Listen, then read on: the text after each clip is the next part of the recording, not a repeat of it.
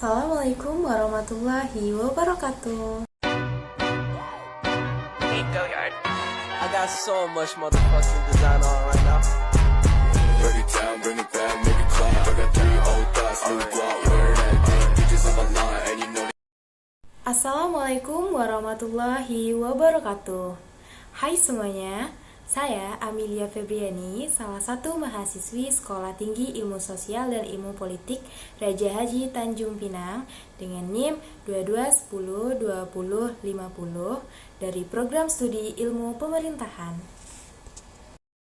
Baiklah, kali ini saya akan membahas mengenai sistem hukum di Indonesia. Video ini saya buat untuk menyelesaikan tugas ujian tengah semester mata kuliah Sistem Hukum Indonesia dengan dosen pengampu yaitu Bapak Fahmi Amriko, SHMH.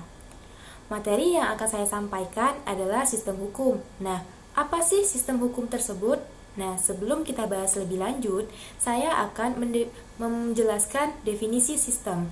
Sistem adalah suatu kesatuan yang terdiri dari bagian-bagian yang saling berhubungan satu sama lain secara fungsional dan lebih tergantung. Lalu, apa definisi hukum?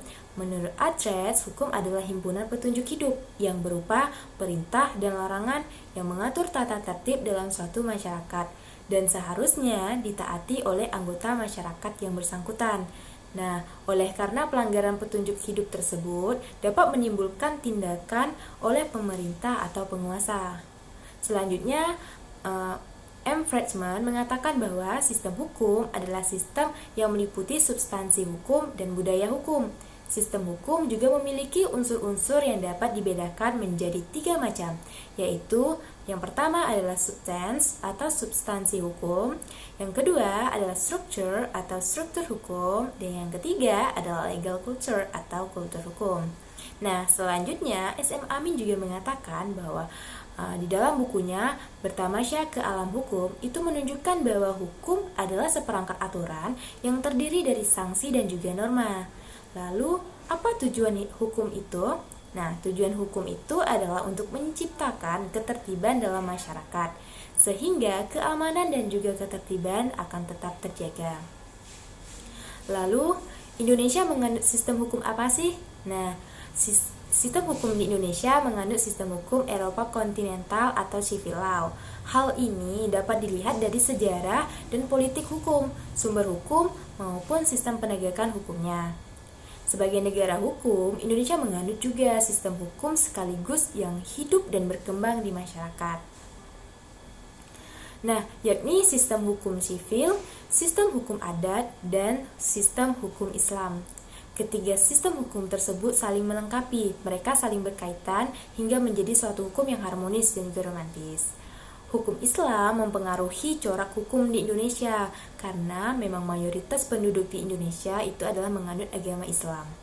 Nah, teman-teman, yang memungkinkan hukum Islam menjadi bagian yang penting dan berpengaruh dalam sistem hukum di Indonesia. Lalu, apa itu hukum adat? Nah, hukum adat ini sebagai hukum yang asli, yang tumbuh dan berkembang dari kebiasaan-kebiasaan masyarakat. Contohnya, hukum adat potong jari di Papua. Nah, hukum adat ini mungkin sangat mengerikan bagi kita yang mendengarnya. Akan tetapi, hukum adat ini memang benar-benar terjadi di Papua. Alasannya, lebih tepatnya pada masyarakat suku Dani di Pegunungan Halmahera. Nah, jika ada salah satu anggota keluarga mereka yang meninggal, keluarga yang ditinggalkan harus memotong jarinya. Selanjutnya, contoh yang kedua, itu hukum adat yang berlaku di Indonesia adalah hukum adat berjenjang yang ada di Aceh. Di Aceh, orang yang melakukan kesalahan akan mendapatkan hukuman. Hukuman itu sesuai dengan kesalahan yang mereka perbuat, mulai dari teguran, meminta maaf kepada masyarakat, hingga hukuman fisik. Nah, untuk selanjutnya, itu hukum adat ini mempengaruhi proses berlakunya hukum di Indonesia. Karena hukum ini saling ketergantungan di antara yang lainnya. Bahkan nilai-nilai yang terkandung dari hukum adat dan hukum Islam di Indonesia dipergunakan dalam menentukan jurisprudensi di Mahkamah Agung.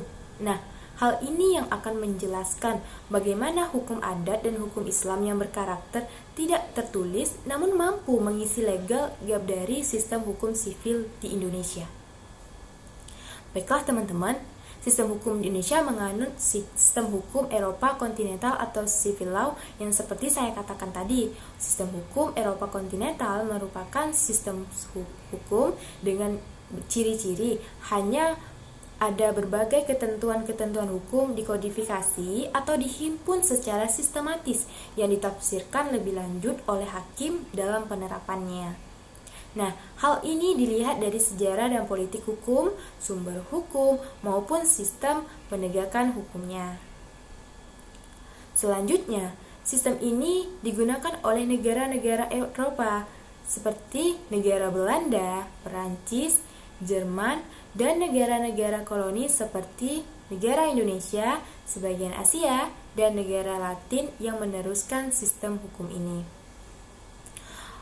Pada sistem hukum Eropa kontinental memiliki karakteristik yaitu berasal dari kodifikasi hukum yang berlaku di Kekaisaran Romawi pada masa pemerintahan Kaisar Justinianus.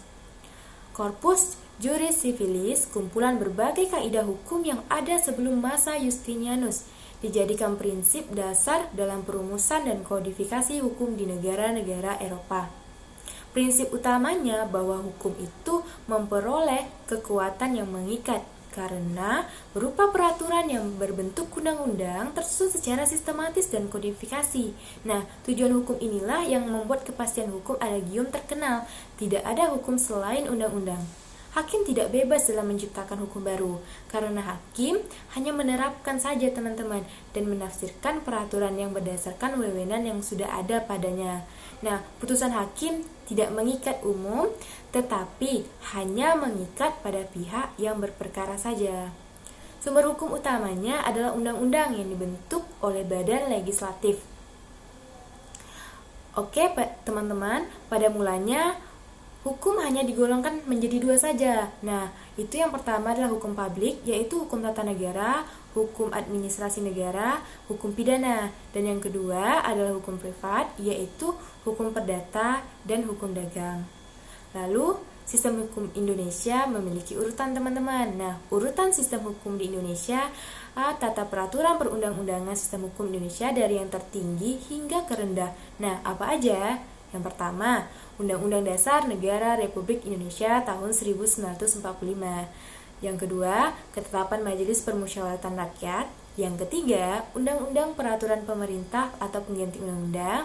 Yang keempat, Peraturan Pemerintah. Yang kelima, Peraturan Presiden. Nah, baiklah kita akan membahas mengenai pasal 1 ayat 1 KUHP yang mana bunyinya, tiada suatu perbuatan dapat dipidana kecuali atas kekuatan aturan pidana dalam perundang-undangan yang telah ada sebelum perbuatan itu dilakukan.